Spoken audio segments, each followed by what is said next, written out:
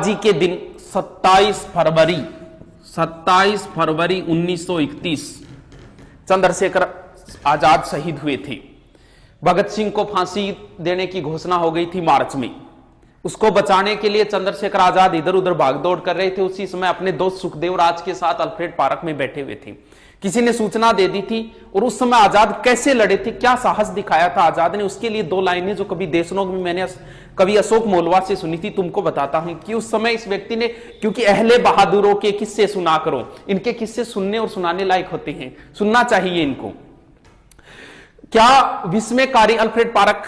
विस्मयकारी दृश्य देखा होगा उन अल्फ्रेड पार्क के पत्तों ने सहसा आजाद को घेर लिया। फिरंगी कमबख्तों ने पेड़ों की झुरमुट से कदमों की आहट आई, समझ गए शेखर के गद्दारों ने अपनी जात दिखाई। मिटा दूंगा फिरंगियों को आजाद ने कसम खाई और अपने प्राणों से भी प्यारी वो पिस्तौल उठाई।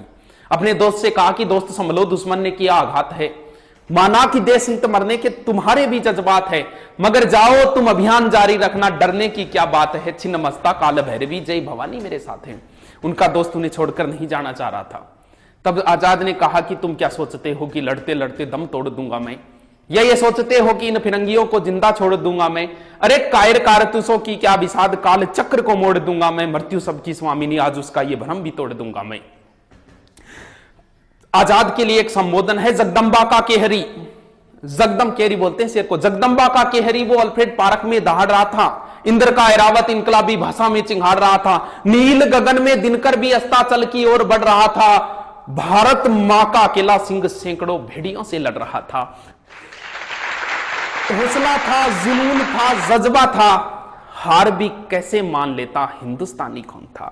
आजाद को कैद करने की मन में थी अभिलाषा, कदम कदम पर हाथ लग रही थी उनको निराशा। धरी की धरी रह गई गोरों की अभिलाषा, आजाद की पिस्तौल बोल रही थी भद्रकाली की भाषा।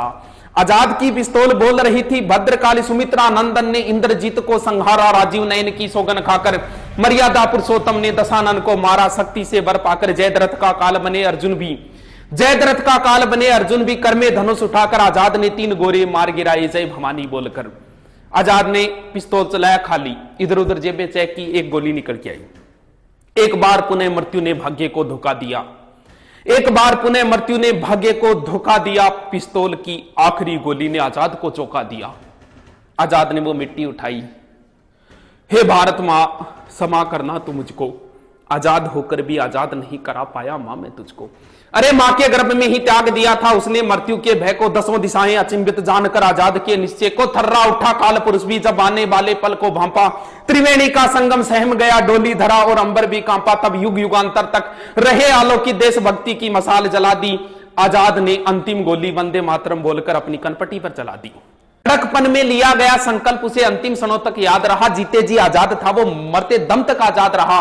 भारत का स्वाभिमान सम्मान बलि हो गया अद्भुत बेबौ से, और घंटों तक दूर रहे फिरंगी आजाद के शव से।